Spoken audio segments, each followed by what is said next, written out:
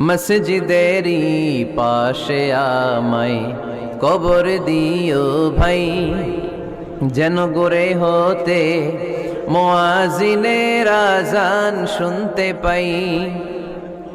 আমার গোরের পাশে দিয়ে ভাই নামাজিরা যাবে,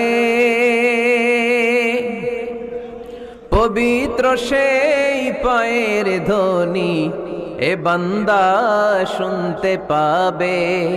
গোরাজাব হতে গুনাহগার পাইবে রেহাই, মসজিদেরই পাশে আমায় কবর দিও ভাই।